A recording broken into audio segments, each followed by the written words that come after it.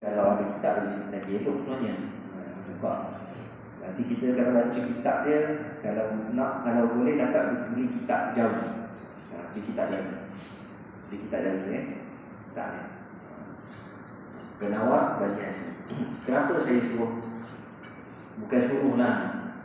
Tak ada siapa saya nak suruh-suruh ni. Minta abang belikan kitab jauh. Kerana kita jangan lupa asal usul kita. Kita ada hubungan kait dengan agama syarak Islam. Orang-orang yang terdahulu mereka menjadikan penulisan mereka untuk diutuskan kepada raja semua dalam tulisan Jawi. Bukan tulisan Roman, bukan tulisan macam zaman sekarang. Jadi kita sepatutnya berbangga kerana tulisan kita ni adalah tulisan yang seperti tulisannya Al-Quran. Seperti tulisan Al-Quran. Walaupun tak sama lah, tak macam bahasa Arab, tapi tulisan ni kita ambil huruf Ha, kita ambil huruf Ha, kita ambil huruf Alif. Nah, kita berbangga kerana tulisan kita seperti tulisan Al-Quran. Kemudian tulisan Jawi ini adalah rahsia, banyak rahsia. Kenapa banyak rahsia? Rahsia dia kitab-kitab terdahulu. Nah, kitab-kitab terdahulu kalau kita nak baca, kitab-kitab terdahulu yang Jawi-Jawi lama ni kira masih baru lagi ni. Sebab masih pada pengarang kitab menghabiskan karangannya pada tanggal Rejab, bulan Rejab pada 1300 lebih Hijrah. Mana tak ada lah jauh sangat 1300. Jauh lah juga lah, kita 1400 jauh lah juga, tapi bukanlah pada awal-awal Hijrah dulu. Jadi kita dapat baca rahsia kalau kitab-kitab yang Jawi yang lama-lama tu, Masya Allah. Kadang-kadang kita nak baca pun kita boleh jadi kita salah. Ini pun boleh mungkin ya. Kalau tak baca, tak belajar, kita tak boleh baca. Dah ada dah, umi dia dah ada. Cuma kita nak bagi kita ni pandai dia baca dalam Jawi. Dan Jawi sekarang berbeza. Jawi dulu dengan Jawi sekarang berbeza.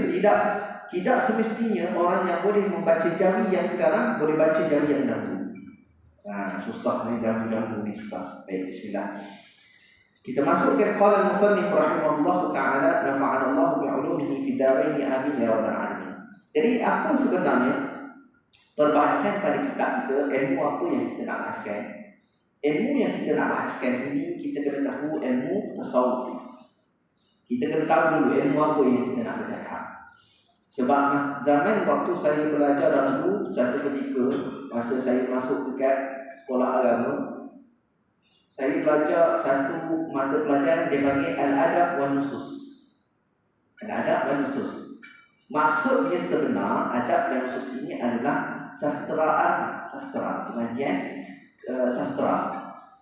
Bila cakap Al-Adab, saya dalam otak saya, dia punya kita mindset kita ada lah. Mana ada buka-buka kitab. Apa syair-syair Arab ni? Tengok. Sebab kita punya mindset kita ada. Tapi bukan masalah adab tu maksud dia ada akhlak tu, bukan. Tetapi adab itu adalah maksudnya adalah sastra. Jadi kita belajar sastra Arab kita tak tahu. Jadi kita sampai awal sampai akhir, daripada awal sampai akhir itu kita tak tahu perbahasan. Dah habis, dah besar dah tua dah baru faham lah. Rupanya adab itu adalah sastra Arab. Nampak sangat tak pandai ni. Baik, yang pertama kata pengarang kitab pendahuluan, yang pertama, ketahui olehmu, kita lah semua, bahawasanya ilmu tasawuf. Jadi kita tahu lah ilmu tasawuf. Bukan ilmu tasawuf ni adalah ilmu yang sangat-sangat penting untuk kita mendekatkan diri kepada Allah Subhanahu Wa Taala. Kenapa? Dia kata bahawasanya ketahuilah oleh kamu bahawasanya ilmu tasawuf itu iaitu pengetahuan yang diketahui dengan dia. Satu ilmu yang kita tahu dengan ilmu tersebut. Tentang apa? Akan segala kelakuan. Pengetahuan itu ilmu lah. Ditranslatekan ke dalam bahasa Melayu. Yang diketahui dengan ilmu pengetahuan tadi akan segala kelakuan hati. Perbahasan dia, untuk dia, ilmu tasawuf ini adalah berkaitan dengan hati. Sama ada kelakuan yang dipuji seperti merendah diri dan sabar. Ini contoh sifat-sifat mahmudah, sifat-sifat hati yang dipuji. Apa maksud yang dipuji? Yang kita sebut tu sifat mahmudah tadi. Kita tahu sifat apa sifat mahmudah. Apa sifat mahmudah? Sifat yang dipuji. Dia berasal daripada perkataan hamidah. Bahasa Arab dia hamidah. Macam kata nama Muhammad, Ahmad, Mahmud, itu semua berasal daripada perkataan hamidah. Jadi kita panggil sifat mahmudah. Kenapa mahmudah pula ada tamah mutah mahmudah? Sebab dia sifat. Dia kata sifat kena ada, dia ada tamah mutah, kena ada dia punya sifatnya juga. Sifat bersifat tu kena ada tamah mutah juga. Sifat mahmudah, sifat yang dipuji. Apa sifat yang dipuji? Contoh dia adalah merendah diri. Merendah diri ni dipuji tak? Ya, dipuji. Lawan yang dipuji apa? Sifat yang dipuji, merendah diri, lawannya apa? Sifat sombong, sifat takabur. Apa dia takabur? Maksud takabur? Besar diri. Besar tu dah panggil pada perkataan kabbara. Takabburan. Kabbara yukabbiru takbiran. Ataupun takabburan. Takabur, orang yang membesar diri. Pada akhirat nanti Allah Subhanahu Wa Taala akan jadikan orang yang bersifat dengan sifat takabur ini adalah manusia yang sekecil-kecil makhluk. Sekecil-kecil makhluk. Kenapa? Atas dunia dia membesar diri. Dia lupa kat atas dunia ni dia adalah hamba Allah Ta'ala yang tak ada apa-apa. Kata Imam Sayyidina Ali karamallahu wajhah, Sayyidina Ali kata apa? Aku sangat pelik orang yang mempunyai sifat sombong yang mana asalnya daripada air mani yang hina, yang perutnya itu membawa benda yang kotor, yang akhirnya akan menjadi bangkai yang hina, yang kotor. Kita awal kita daripada apa jadi yang kita? Air mani. Air mani, siapa simpan air mani di rumah? Ada yang buat pelak tak ada? Tak ada, kotor. Kita berasal daripada air mani yang kotor. Tak ada apa pun. Kita daripada air mani. Baik. Dalam perut kita ada apa? Ada najis. Bawa najis dalam perut. Pergi mana-mana tak? Dalam surah pun ada dalam perut. Kalau ada perut. Tapi yang keluar tak boleh lah. Ustaz, saya tak boleh solat Ustaz. Kenapa? Memang tak boleh. Tak sah solat Ustaz kalau ada menanggung najis. Jadi dia tak solat. Dia baca pandai je. Solat tak menanggung najis. Tak sah solat. Ya betul. Sebab apa? Dalam perut ada najis. Sampai bila tak solat ni? Yang mana yang dalam yang menang lagi daripada luar kan, dalam ni tak ada masalah dalam yang ke dalam ni selagi mana dia belum di zahir. Akhir kita mati dia apa? Bangkai. Orang simpan jenazah untuk nenek moyang di rumah. Ada orang simpan. Dekat mana ke Indonesia saja. Pernah tengok kan di dunia tu. Simpan. Tapi macam mana agak bau? Allahu a'lam macam mana Allahu akbar. Siapa nak bau mayat? Allahu akbar. Saya buat tidur di mayat apa? Boleh tidur. Ada mayat sebelah tidur. Tak berani. Ada saudara kita meninggal kan boleh tidur sebelah. Padahal masa hidup boleh tidur sebelah kuku kita tak. Kuku kita meninggal tidur sebelah kuku boleh. Tak berani. Kalau kita dikubur, kenapa takut dikubur? Sebab tu dah meninggal, takut. Jadi itu sebenarnya tak ada sifat kita tak ada ruang sebenarnya seorang hamba Allah Ta'ala untuk menjadi orang yang membesar diri, berbangga. Kita rendah, walaupun ilmu kita menggunung, manusia yang paling tawaduk adalah Rasulullah SAW. Rasulullah ni, kita dengan Rasulullah kalau nak kata tak, jangan banding. Sepatutnya tak boleh dibanding kita dengan Nabi SAW. Nabi itu jauh makhluk yang paling terpuji di sisi Allah, makhluk yang paling dikasihi oleh Allah Ta'ala. Tapi Nabi tak pernah sombong.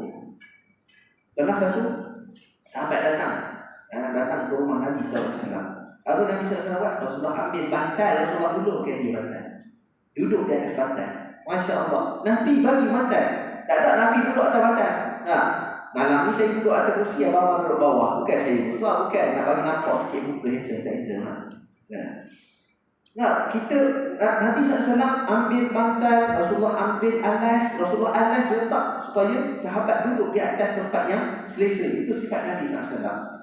Sayyidatina Aisyah radhiyallahu ta'ala anha dalam satu hadis, Sayyidatina Aisyah kata, di rumah Nabi SAW, Rasulullah satu rumah. Rasulullah bersih, kemas rumah. Di rumah Nabi SAW jahit kasut dia tu, jawab Rasulullah ke jahit kasut ni. Rasulullah jahit baju yang ni, Rasulullah tampal baju Nabi SAW. Rasulullah yang pergi tali unta, Rasulullah yang ikat, Rasulullah bagi makan pada unta. Kan? Kalau kita lah, kan? Tak naik baju sendiri tak? Ambil lah. Tapi sekarang tak ada lah, hantar kedai lah.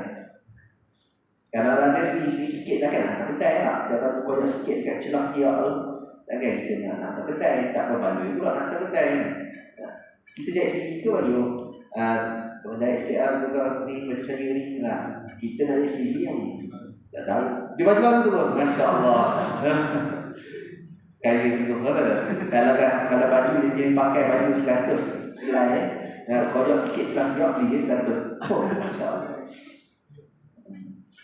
Sifat berendah diri adalah sifat yang dipuji oleh Allah Subhanahu wa taala, dan Allah suka orang yang berendah diri. Jadi bila Allah Subhanahu wa taala suka kepada orang yang berendah diri, maka apa yang akan dapat pandangan dan pertolongan daripada Allah Subhanahu wa taala. Yang kedua, sifat sabar. Sifat sabar ini adalah sifat yang sangat-sangat penting. Sabar itu as-sabru 'inda sadmatil ula, Rasulullah kata. Sabar sebenarnya adalah ketika berlaku yang first. Nak tengok dia sabar tidak? Kereta accident, dum, accident. Astagfirullah. Inilah ujian Allah Taala. Itu sabar. Tapi bila accident, accident. Puan hasam orang ni dah baru. Tapi lama-lama dia itu baru nak sabar-sabar. Belum sabar tu, belum dapat makam sabar. Sabar ni bila kena terus dia boleh tahan diri dia daripada kemarahan. Itu adalah orang yang sabar, yang sabar. Tingginya orang yang sabar di sisi Allah Ta'ala, sehingga Allah Subhanahu Wa Ta'ala letakkan firman Allah, Innallaha ma'as sabirin. Allah letakkan ma'iyah. Ma'iyah tu kalau ulama kata bahasa Arab, ma'iyah itu kebersamaan. Sesungguhnya Allah bersama-sama dengan orang yang sabar. Bila Allah, manusia ada problem. Kalau ada problem, tak apa. Minum kopi, dicium. Relax. Ada problem nak settle problem ni, ngopi dulu dah. Tapi Allah SWT kata, wasta'inu bis-sabri was-salah. Allah kata, mintalah pertolongan dengan salat, dengan kesabaran dan solat. Wasta'inu bis-sabri, minta bantuan dengan Allah dengan penuh kesabaran dan juga solat. Jadi kalau Rasulullah kata, kalau ada daripada hadis Nabi SAW, Rasulullah kata, kalau kamu ada masalah apapun, solat apa pun solat, sehingga kan kita hilang barang pun solat. Nabi kata, kalau kamu hilang barang, solat 2 rakaat. Nescaya lepas batu tengah solat kamu ingat. Mana dah letak kunci merah, cari satu rumah tak jumpa-jumpa, nak keluar lagi, dah ambil untuk dah. Solat Allahu Akbar. Part-time datang, part-time. Kenapa part-time? Kenapa part-time? Setan datang. Waktu kita tengah solat, dia datang. Dia buat apa? Kunci dia. Tengah kita solat tu dia akan beritahu. Sebab apa? Sebab dia nak lalaikan kita daripada ingat pada Allah Subhanahu Wa Taala. Tengok. Tapi jangan berhenti lah pula dah ingat. Allahu Akbar, Bismillahirrahmanirrahim. Dia ingat lah. Berhenti tak jadi solat. Setan sebab yes.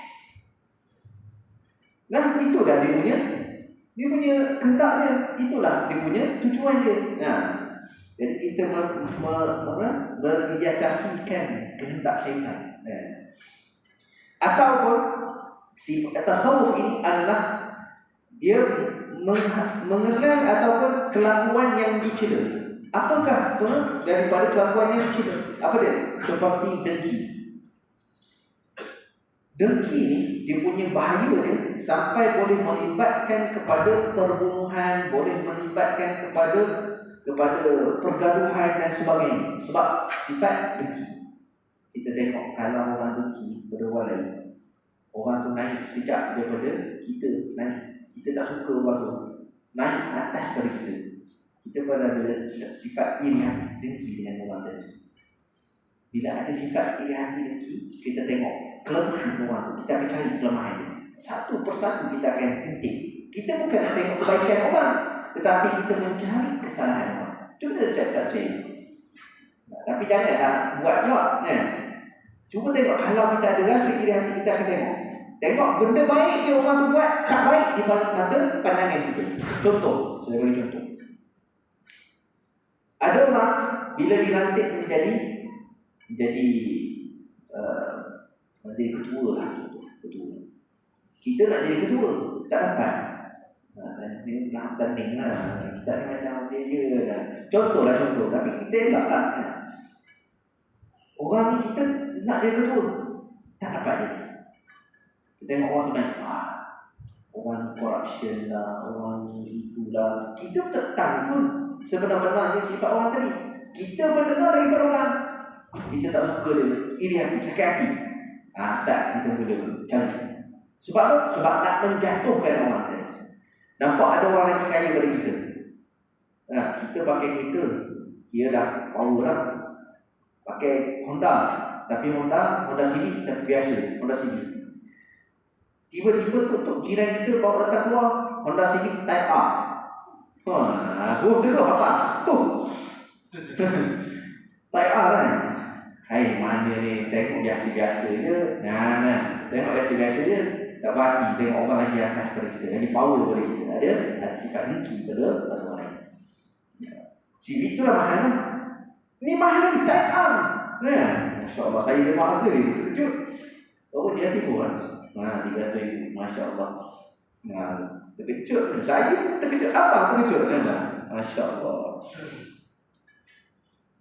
Lagi pula kita pergi rumah orang kan, ada Mustang, ada Velfire, ada Type R. Saya tak, Masya Allah, Allah bagi rezeki pada dia. Cik. Boleh, cik ada. Tak beli boleh, bagi saya satu. Baik. Sifat seperti sifat dengki dan sifat membesar diri. Tak ada orang suka orang belakang. Tak ada orang suka orang sombong. Hatta kepada pencuri sendiri pun, penjahat-penjahat. Hari ini kita kumpulkan seluruh penjahat-penjahat di atas muka bumi. Datang penjahat belakang. Salah itu aku. Penjahat pun tak suka. Sifat itu punyalah sifat yang buruk sampai orang jahat pun tak suka sifat tu. Jahat sombong sifat tu. Sifat mencuri. Pencuri. Pencuri pun tak suka orang curi. Cuba aku beritahu tunjuk saya pencuri yang suka orang curi. Abang boleh tahu? Tunjuk dia beritahu saya. Mana pencuri suka orang curi? Dia curi barang orang lain tak apa. Cuba curi barang dia. Suka tak? Tak suka tak? Orang yang fitnah, orang jahat, dia buat fitnah orang lain semua lah. Dia suka tak orang fitnah dia? Tak suka. Buruk lah tu. Kalau benda yang buruk kita tak suka atas benda semua, benda itu adalah buruk. Jadi kita jangan applykan pada orang lain. Kita tak suka orang kata kita, begitu kita jangan kata orang lain. Kita tak suka orang hina kita, begitu jangan kita hina orang lain. Kita tak suka orang yang hasad dengan kita, kita pun jangan hasad dengan orang lain. Kita tak suka orang khianat kita, kita jangan khianat orang lain. Sebab itu Nabi dah bagi satu kaedah yang sangat-sangat cantik. La yu'minu ahadukum hatta yuhibba li akhihi ma yuhibbu li nafsihi. Tidak beriman seseorang itu tidak sempurna iman maksudnya. Sehingga seseorang itu dia kasih kepada orang lain sebagaimana dia kasih kepada diri dia. Bagaimana dia kasih? Itulah dia kasih kepada orang. Dia nak orang hormat dia. Dia suka orang hormat dia, dia begitu dia hormat orang lain. Dia suka orang bersantun dengan dia bersantun dengan orang lain. Dia suka orang lain tolong dia, begitu dia suka tolong orang lain. Ini tak time dia susah, bising orang lain tak tolong saya lah, itulah. Time dia senang, mana dia tolong? Itu sebab tu kita kena ingat, apa yang kita suka kepada diri kita, sukalah sifat itu kepada orang lain. Dan yang kedua, dan ada pun faedahnya, maka menyampaikan. Apa faedah kita? Faedah kita belajar ilmu tasawuf. Bukan ilmu tasawuf ni adalah ilmu yang sangat penting. Kenapa? Sebab dia kata ada pun faedah mempelajari.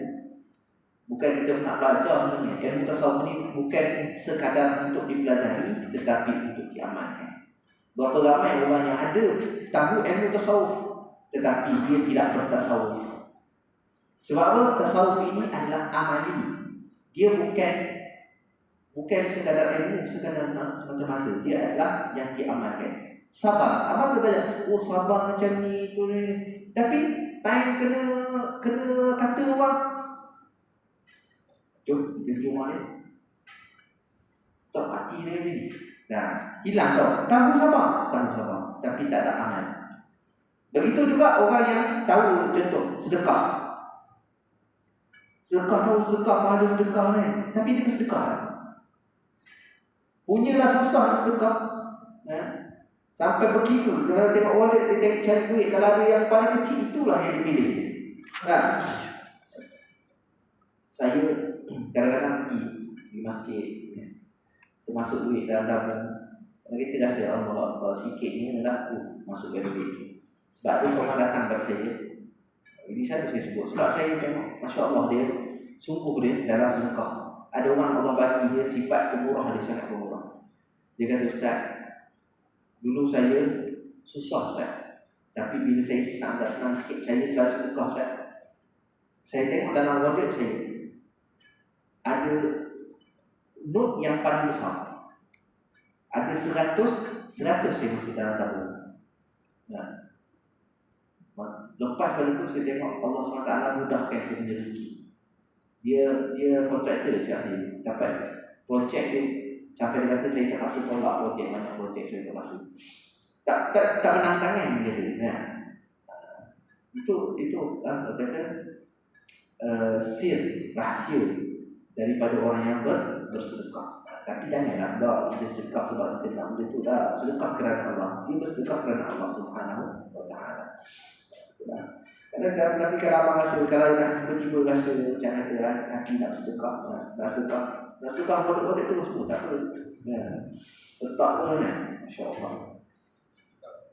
Letak kad dengan pin nombor sekali lah. Kalau letak kad saja tak jadi.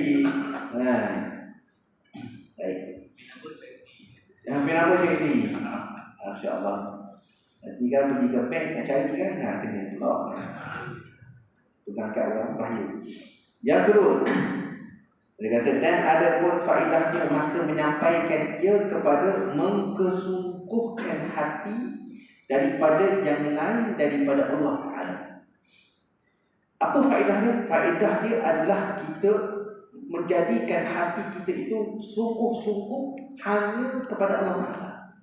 Bila kita ada sifat apa? Sifat-sifat mahmudah, sifat-sifat yang dipuji oleh Allah Ta'ala. Sebab sifat tasawuf adalah kita membersihkan hati. Bila hati kita bersih, hati kita adalah kita tujukan kepada Allah Subhanahu wa Ta'ala semata-mata. Apabila hati kita kotor, kita gelap daripada melihat kebenaran. Kita jadi berat untuk beramal. Sebab itu ulama kata antara faktor sebab orang susah bangun qiyamul lail, dia tengok pada siang hari apakah dosa yang dia buat. Kalau dia buat dosa siang hari, nescaya malam dia susah nak bangun qiyamul lail.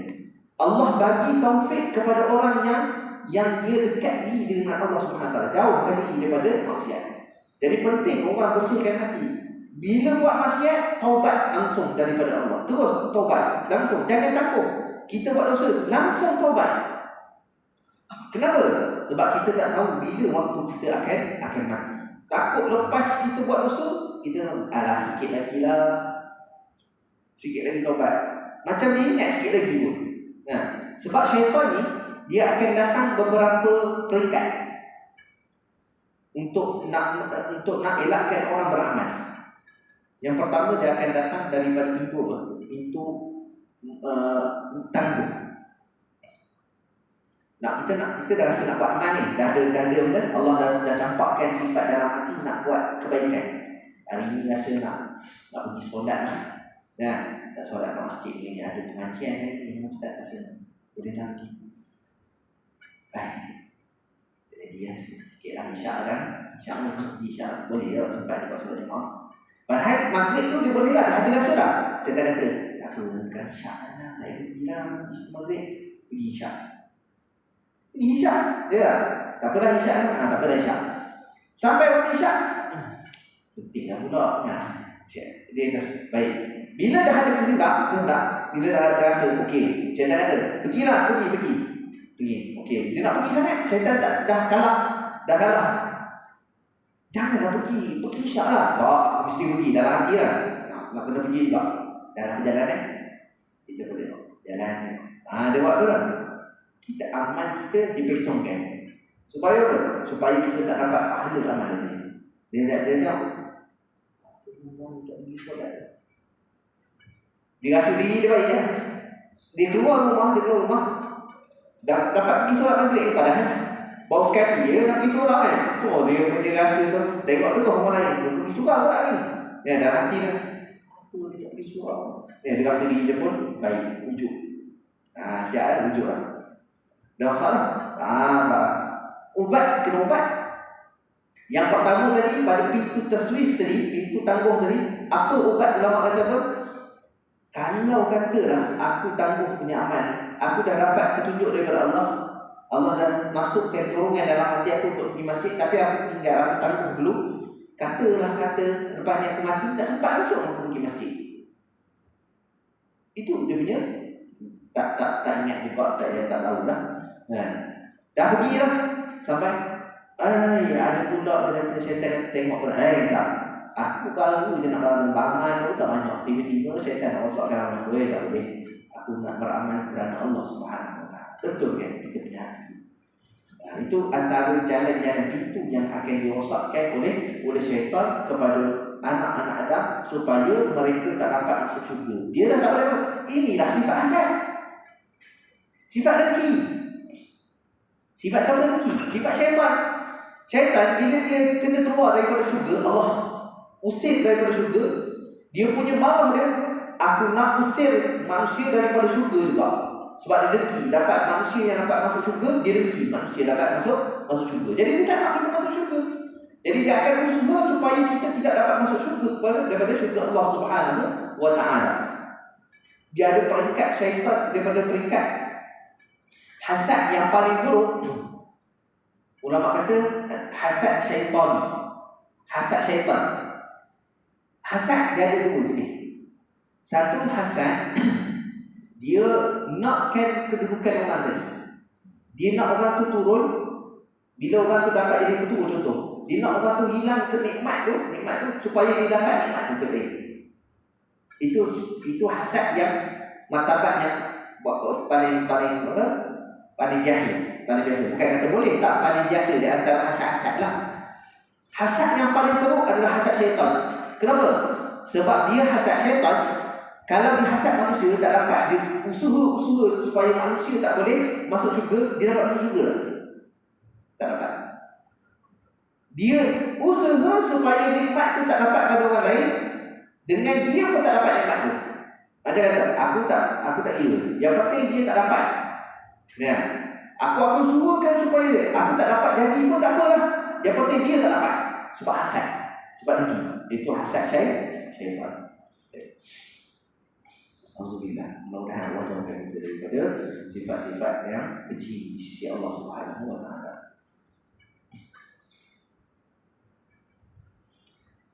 Dan ada pun faedahnya, maka menyampaikan dia kepada mengkesungguhkan hati. Dia semata-mata kepada Allah Subhanahu Wa Taala daripada yang lain daripada Allah Subhanahu Wa Taala.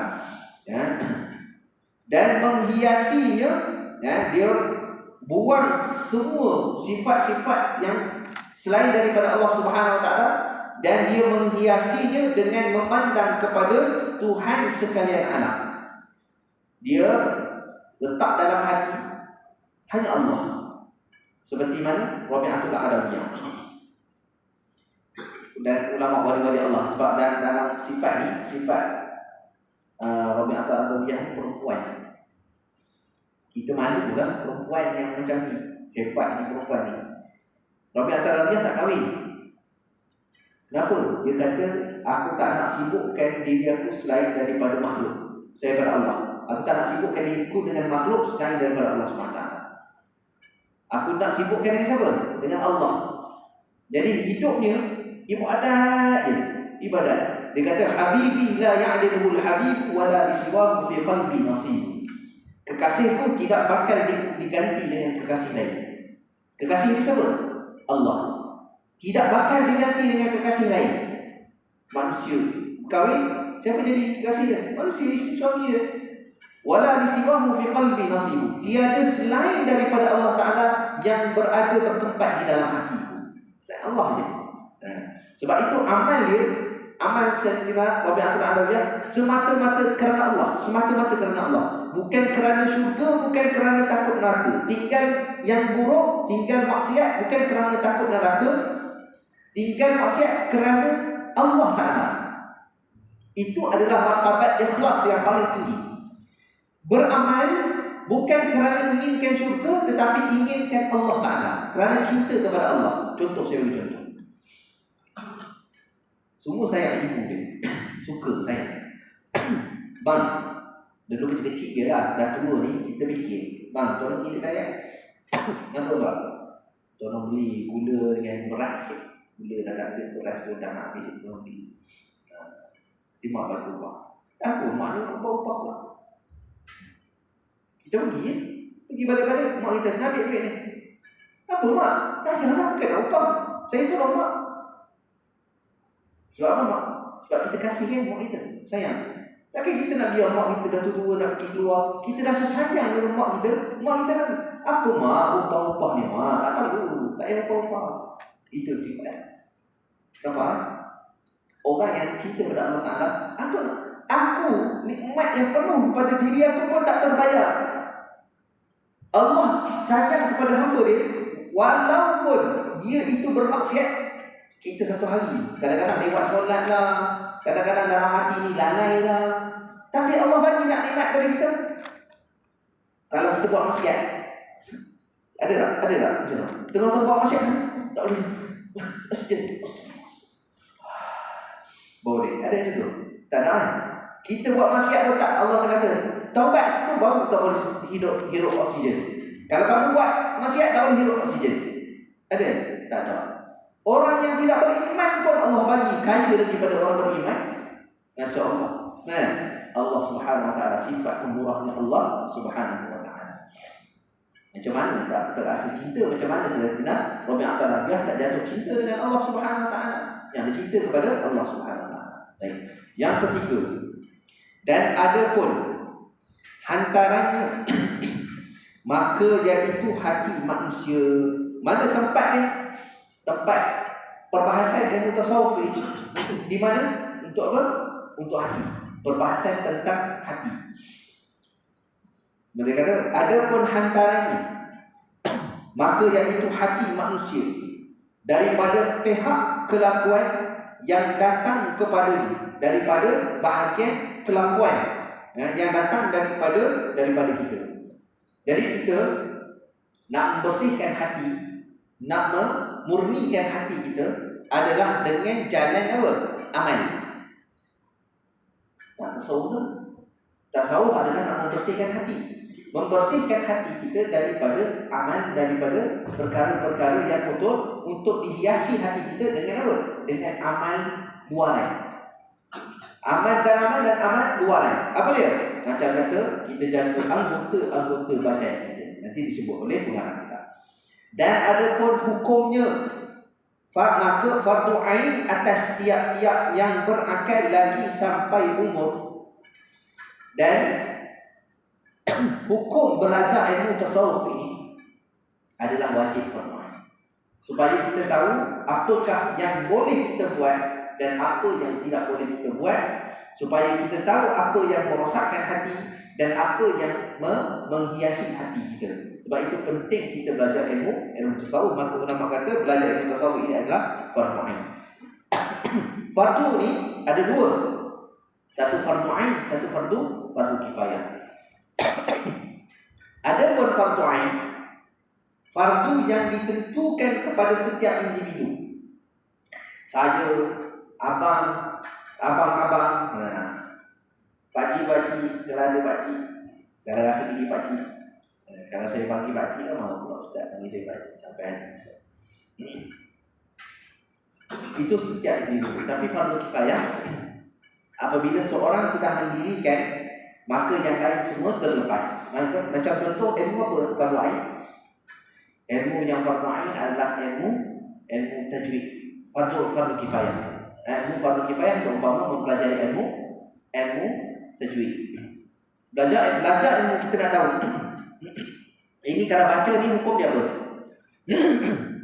Ini yang hukumnya ikhfa hakiki. Baik. Ini mat apa ni? Ini mat badal. Mat badal. Ini hukumnya apa? Mat jaiz munfasil. Itu tahu hukum itu adalah fardu kifayah. Tetapi membacanya adalah wajib. Nak baca hukumnya fardu kifayah. Cukup satu orang sahaja tempat ini tahu ilmu tajwid, maka yang lain semua terlepas. Itu adalah fardu. Macam kata solat jenazah. Mesti ada seorang sudah dirikan solat jenazah untuk jenazahnya yang meninggal. Jadi orang lain semua terlepas. Kalau ada satu kampung, kalau ada contoh berlaku ada seorang ni dulu memang waktu hidup dia sombong, orang tak suka, orang selalu marah, jadi orang tak suka dia. Sampai satu masa dia meninggal. Jadi orang kampung kata, biar nampak dia meninggal. Tak ada orang urus dia. Satu kampung terus. Walaupun dia jahat dia punya perangai. Kerana mesti ada seorang yang menguruskan dia. Ya, daripada mandinya, daripada mengkafankannya, daripada solatkan, daripada kebumikan. Bak yang tu kalau buat seorang-seorang pengsan. Ya. Pernah urus jenazah seorang-seorang? Tak pernah lagi. Kalau beramai-ramai pun tak pernah lah. Kalau yang pernah lah. Jadi hukum mempelajarinya adalah fardu ain. Siapa yang wajib belajar? Atas tiap-tiap mukallaf. Apa dia mukallaf? Disebut kat sini tak sebut mukallaf, tapi disebut berakal dan juga sampai umur. Sampai umur tu apa? Dah balik. Tu disebut sampai umur. Kita tahu dulu. Kalau tidak kita tahu ni, betul maksud ni. Baik, nak saya insya-Allah.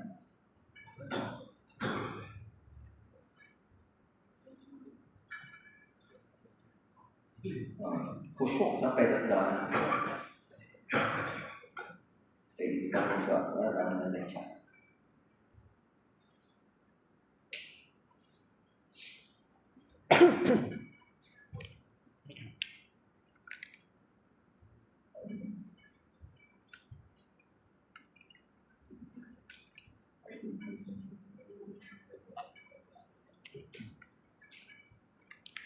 Allahu Akbar, Allahu Akbar, Allahu Akbar, Allahu Akbar. Asyhadu an la ilaha illallah.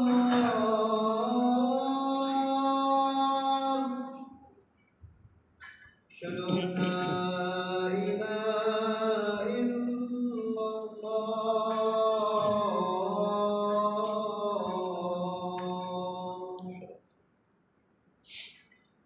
Asyhadu anna Muhammadar Rasulullah.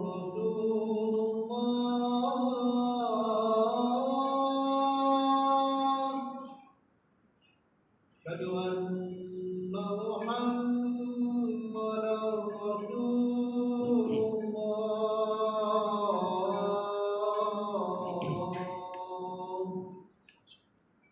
Hayya 'alal falah. Hayya 'alal falah.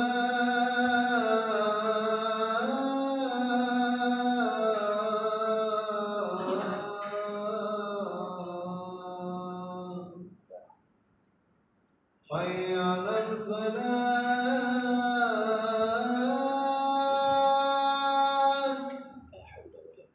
Hayya 'alal falah.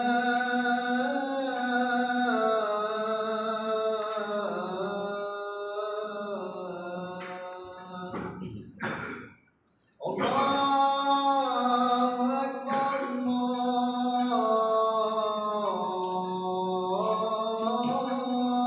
Akbar.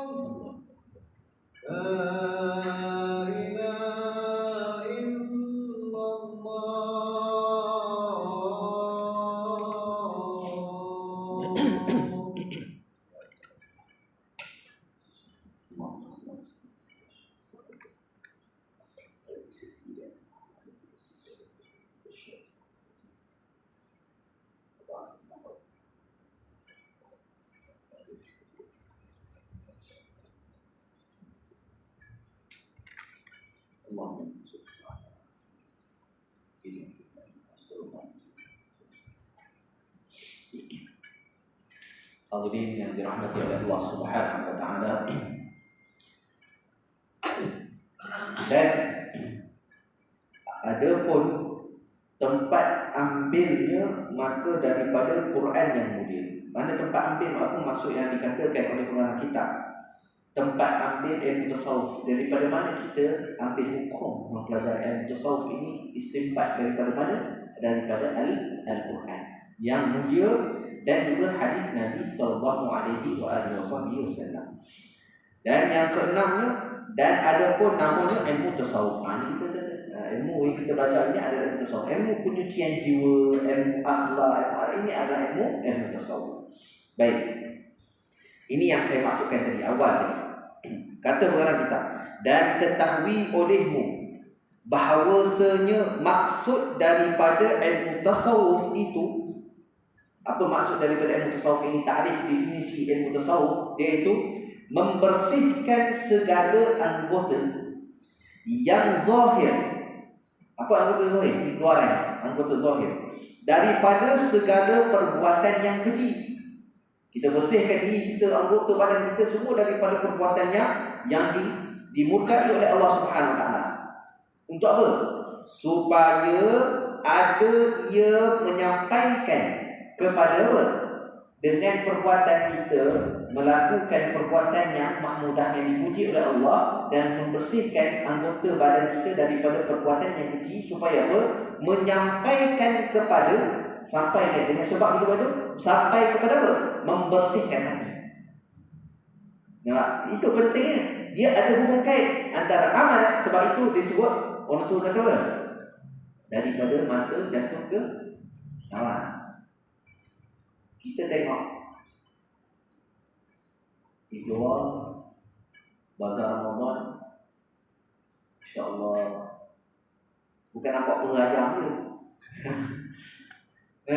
Nampak penghayam macam-macam peha lah. Tak tahu je lah. Dalam bulan Ramadan macam-macam peha.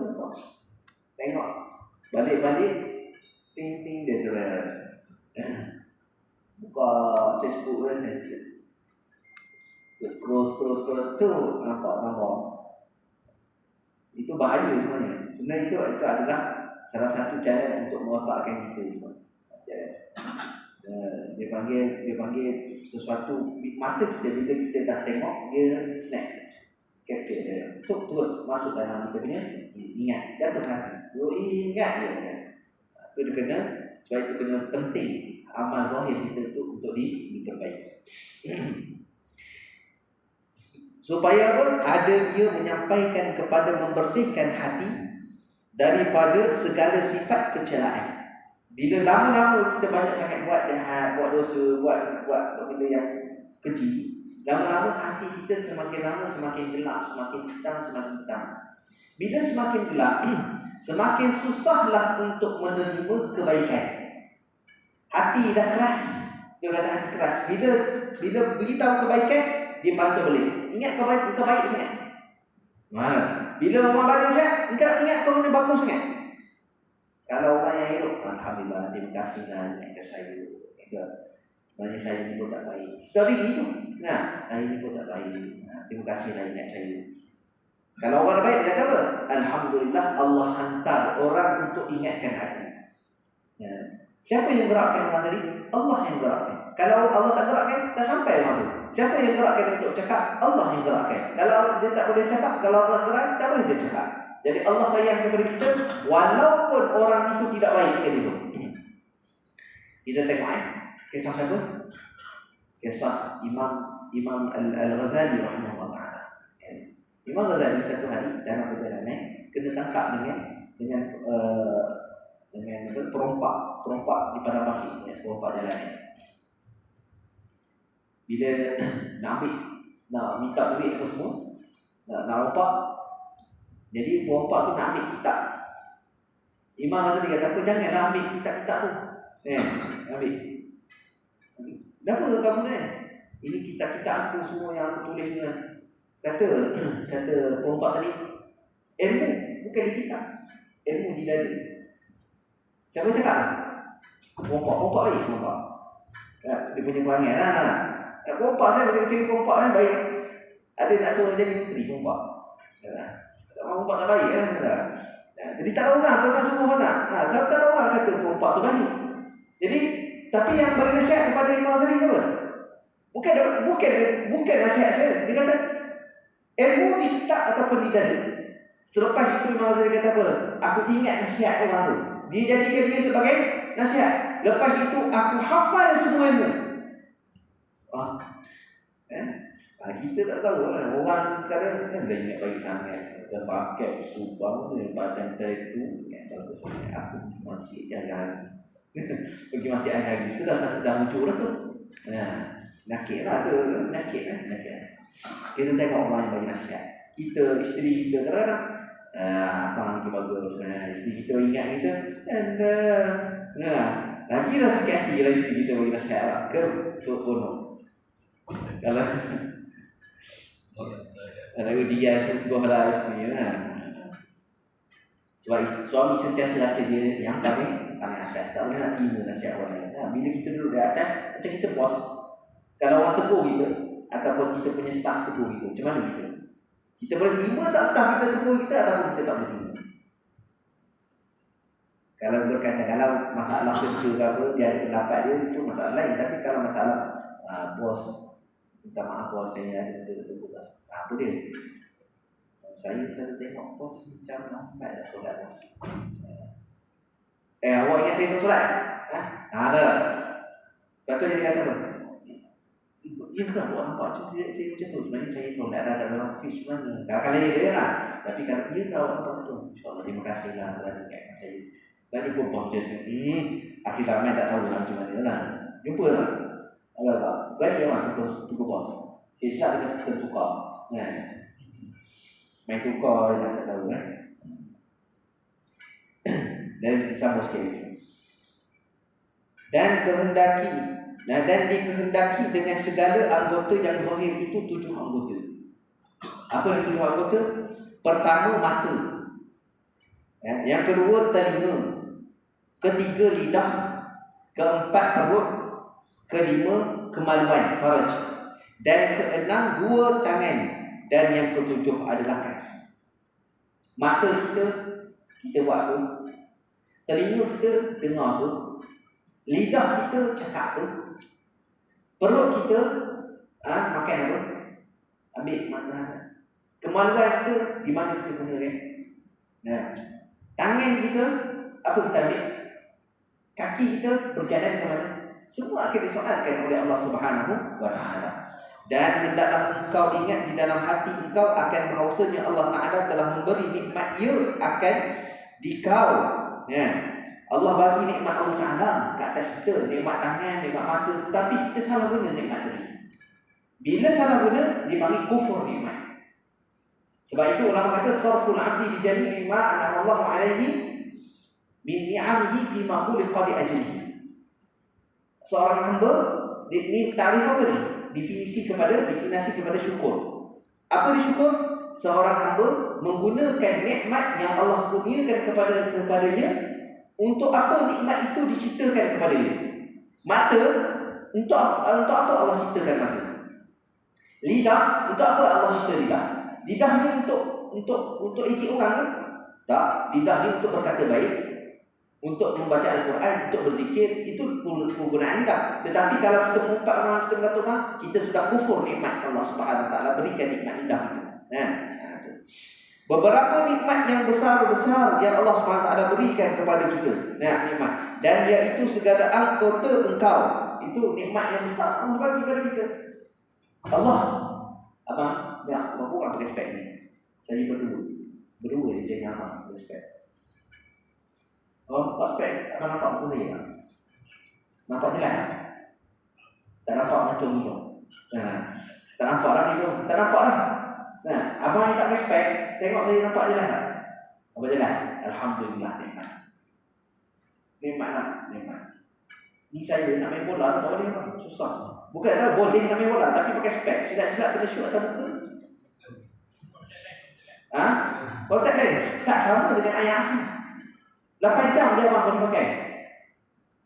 Lepas 8 jam dia buka balik kau tak ada. Ada seorang ni, dia tak pasal Pak. Nampak handsome kan? Nah, 3 orang lah. Abang, kita merasa drive. Kalau pakai spek, nak pakai spek hitam macam mana bergaya dia, rasa drive. Bawa kita mesti pula lah. Mesti lah bergaya sikit, pakai spek sikit, Ray-Ban sikit lah. Saya tak boleh nak pakai Ray-Ban. Kena pakai Ray-Ban yang ada power. Nah, kalau nak juga, kena tukar dia punya lens. Nah, semenjak saya cari kedai spek yang boleh pakai lens yang sama, Ray-Ban yang mahal tu, dia punya cermin tu. Nah, kalau nak pakai cermin lain, dia tak dapat yang original lah. Setakat bingkai. Nah, jadi kita nak yang Ray-Ban yang ada cop Ray-Ban kat sini lah. Tahu juga Ustaz. Tengok. Pergi nak tukar, boleh nak masuk power? Tak boleh Pak, kena tukar ni punya lens. Tak dapat dah ni Pak. Orang yang buta warna. Nah, tengok hijau kuning mana satu daripada hijau, ada kuning, mana merah. Nah, kita boleh kenal warna. Apa nikmat? Boleh bezakan warna. Rezeki. Lagi kalau tak boleh, daripada nikmat mata ni bermacam-macam. Nah, orang rambut dekat, orang rambut jauh. Okey, baik. Rambut jauh, kalau nak baca, saya rambut jauh, kalau nak baca, buka lagi sedap daripada pakai. Yang rambut dekat, dia kena jauh. Nak baca. Kan? Mana yang dapat yang nikmat yang tak soalan yang kita dah 1, 2, 3, 4. Tadi saya dah nampak 2 orang ni. Dah nampak dah mata dah. Itu dah nikmat yang sudah Allah SWT sudah tarik. Tapi kita kena bersyukur, syukur dengan nikmat yang Allah SWT beri kepada kita. Tangan. Abang tangan. Dulu semua orang awal tangan kita kalau bukan saya lah awal lain lah. Sekarang dah dulu dah tak nak angkat nak pegang tu dah pegang dah sakit tangan, kempas sana kempas ni. Yang ada diabetes macam-macam lah penyakit. Tak kempas tangan, tak kempas kaki, tak kadang-kadang jalan tak berasa tu. Yang macam tu, yang mana ada darah tinggi. Nah, Allah Akbar. Ujian Allah SWT. Itu nikmat yang Allah SWT dah bagi kepada kita. Allah tanya kepada nikmat itu. Yang mana pula Allah SWT kepada kita, apakah kita guna baik-baik? Syukur dengan Allah SWT bagi kepada kita baik. Memelihara engkau akan dia nescaya selagi jadi saksi semuanya atas engkau pada hari kiamat. Seperti firman Allah Ta'ala terbukti. Nanti akhirat nanti semua kita punya anggota ini akan menjadi saksi kepada Allah Subhanahu Wa Ta'ala. InsyaAllah kita sambung perbahasan ini pada masa akan datang. Saya mohon maaf kalau sekiranya tidak baik, tidak elok, itu adalah kerana kelemahan saya. Kalau terpanjang, terambil masa, itu adalah kerana kelemahan saya. Yang baik itu semua daripada Allah. Mudah-mudahan kita mendapat manfaat dalam perkongsian kita pada malam ini, insyaAllah. Amin ya rabbal alamin. Kita tangguh dengan kafaratul majlis dan juga sebut Allah subhanakallahumma wa bihamdika asyhadu an la ilaha illa anta astaghfiruka wa atubu ilaik. Bismillahirrahmanirrahim. Wa rasulina insan fi husnil ladina amanu wa amilus solihati wa tawassaw bil haqqi wa tawassaw bis sabr. Qul qawli hadza astaghfirullahal azim li wa lakum. Assalamu alaikum warahmatullahi wabarakatuh.